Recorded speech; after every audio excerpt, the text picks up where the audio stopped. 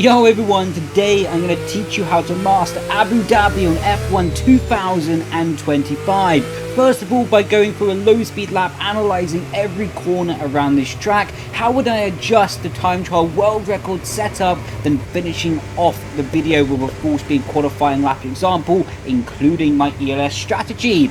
With that being said, turn 1, you want to be approaching as close to the wall as you can possibly get in the braking zone. If you do go completely up to the wall though, you will invalidate, so you just have to be about half a tyre width away from the wall, and that's going to be about perfect. So that's lovely jubbly through there. There isn't really a distinct marker board for turn 1. You're going to be braking about 60-65 meters before the corner, and then you'll be in a nice position.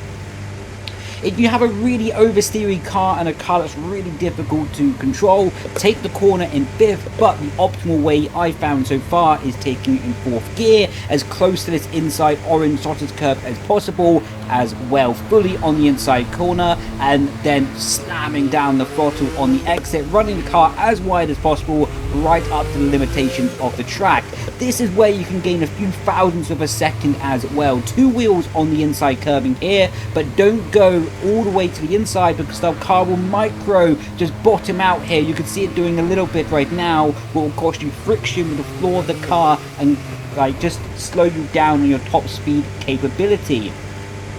Here is another key thing as well. If you're driving and the cone has not been hit out of the way right now, drive around the cone, because hitting it will just slow down the car fractionally, just fractionally. But if the cone is removed, like it is right now, then you try to travel the shortest distance around this corner as possible, and then maximum throttle, of course. Through the outside now, opening up to the end of sector 1, you're going to be braking very aggressively on the outside curving here, even to the point that you're on the tarmac as close as possible to the track limits. You'll be braking at the 50-meter board before the corner, and this is about half a tenth advantage. If you don't feel comfortable braking over this outside curbing, then you can brake in a normal part of the track at the same meter board of 50 meters, of course, before the corner. But the fastest way is on the outside, and you have to be lifting the brake just slightly as you travel over the curbing here, because of course it has less grip than a normal tarmac, so just take that in consideration with your inputs to be gaining the maximum braking efficiency as possible. So just to repeat that, lift the brake pedal by like 5 to 7%, maybe 10 at the maximum, as you transition over that curbing to avoid the tires locking up. You want to hit a very late apex here, and then getting back on the power, 2 wheels on the outside curbing, and then you're shooting yourself down this straight here. And yeah, what a what a traction that can be if you do get it right.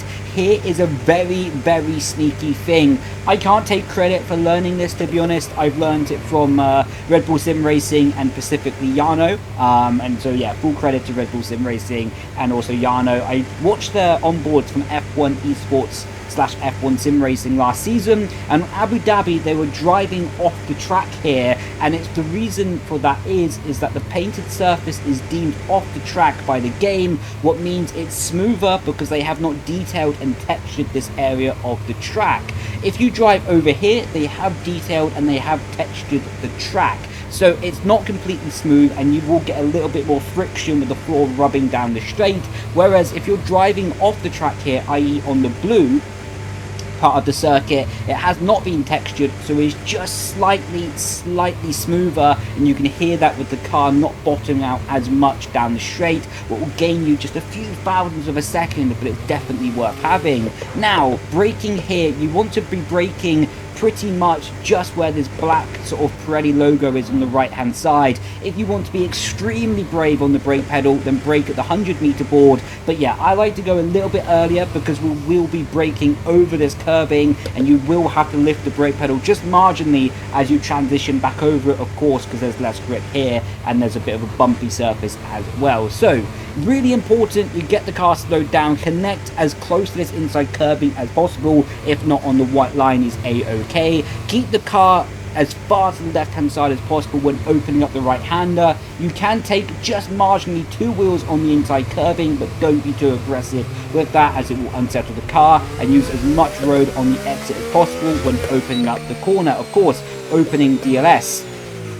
Here Although there is the blue surface that you can take an advantage of, there is also glitches on this bump, on this straight. As you can see right now, the car is actually to an angle at the moment, and that's because they're like little potholes on this straight here, and if you drive into them, it will just, you can see it right now, the car is going a little bit up and down. Yeah, there we go, there was another pothole, just to make the example of it. So yeah, this is why you don't want to be driving on the blue part of the circuit here, quite simply because you may be hitting these potholes, and then that will be slowing down your car a little bit. So once you're past them, then you'll see on my full speed qualifying lap example where you can reconnect and use the blue part of the circuit again, and where you will be avoiding the potholes. Now starting sector 3, you want to be 2 wheels on the outside curbing. If you go all the way over here, you can bottom out as you transition back over the crest of the curbing. So yeah, just 2 wheels on the outside, it's very nice. And then again, if the bollard has been removed, you can be more aggressive here,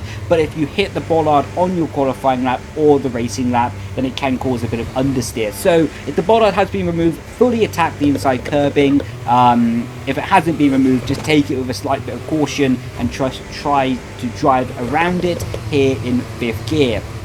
Keep the car ultra tight here, as that's where the grip is on this corner on this year's iteration of the Formula 1 game, and then back to full power on the exit. Use as much road as you possibly can as well, and keep the car to the right hand side, cutting over a bit of the blue here, and again cutting over as tight as possible. The reason you want to keep the car tight is you're going to be constantly curving in this braking zone, and it's really important that you're able to get the car straighter when it matters. So you're going to be 2 wheels on the outside curving here, and because of the trajectory that we took, the car is straight in this phase of the braking zone, where it's the most important phase as you're starting to turn into the right hander. If the bollards are removed like right now they are, then you just commit over the inside curbing as much as possible. But again, if the bollards have not been removed and you just sort of want to drive around them, 2 wheels on this red and white part of the curbing. Again, if you drive over them, there's the risk of the understeer and also them getting caught underneath the car, like what happened to Lewis Hamilton in 2024 qualifying Q1, actually on this next corner as well. Next sequence of corners underneath the hotel section. So yeah, just keep caution with that. If the bollards haven't been removed, you don't want to be the one to hit them. 2 wheels on the inside curbing here. The corner is off cambered, so you will get a lot of understeer and oversteer as the car is fighting for grip in this example. So you'll be here in the 4th gear and just trying to balance the throttle as much as you can. Really important to connect back to this part of the apex here, and then get back to the power, squeezing it all the way to the outside, and don't run up to the wall here because you will get an invalidation for going over that white line. You don't fully need to open up the track as much as possible in a qualifying lap here, because you have so much grip you can afford to travel a shorter distance through the right hander, and then into the final apex of the lap. No real braking reference to be using, but probably, it's hard to say, but about a car length after you go past the pit entry line right now underneath my rear right tyre, then that's a decent place to be braking. But again, there's no real reference to be using in this situation. Then commit over this inside curbing as well. Once again, if the bollard is removed, then drive over the inside curbing. If it's not being removed, avoid it, otherwise the bollard can get caught underneath the car. Running up to the start finish line in a qualifying lap, travel the minimum distance possible and keep the car straight, again gaining a little bit of the advantage by driving over the blue part of the track. But to be honest, with the downforce and the drag underneath sort of 6th gear, it won't be that much of an effect. But again, every little difference matters, and if you can gain an advantage and hold it, why not? So with that being said, let's head over to the time trial world record setup here. And what would I be adjusting? Just looking through this already, it looks pretty decent. It looks like a nice setup to be driving as well. So in a qualifying lap here in Abu Dhabi, you can run the car very aggressive on the front wing, but as you get towards the race, maybe you want to drop that to sort of 35, 32 wing, and basically be keeping a 3 wing gap between the front and the rears, as the rear tyres have a lot of deg on this circuit.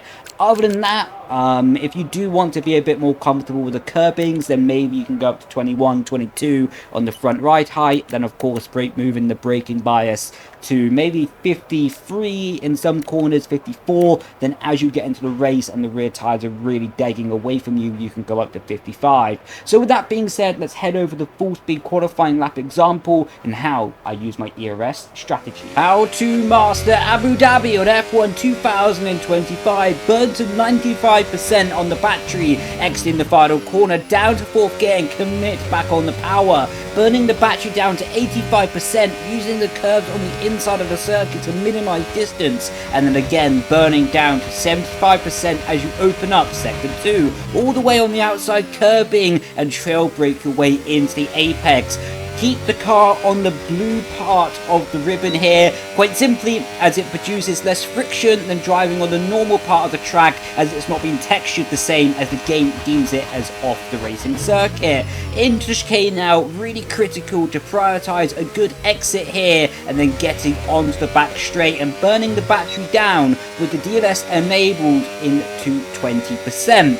Opening up the final sector of the lap, down to 5th gear, commit to the inside and make sure that you hug the inside apex so critically to get back on the power and minimize distance around the corner. Into a really tricky section here, down to 3rd gear, commit over the inside curve and keep it in 4th gear through here. The car will understeer and oversteer as you go up and down through the crest of the elevation changes, so just be aware of that. Final apex of the lap, commit over the inside curbing, floor the throttle for the run up to the start finish line, and we have done a lap here in Abu Dhabi. The lap time in the end was a 1:21.486, with our sector times being a 17.1, a 34.5 and a 29.7 to conclude the lap. So hopefully this video has been helpful for you on how you could be mastering Abu Dhabi. With that being said, I've been Brendon Leigh and I'll catch you in the next video. Grazie ragazzi, ciao ciao,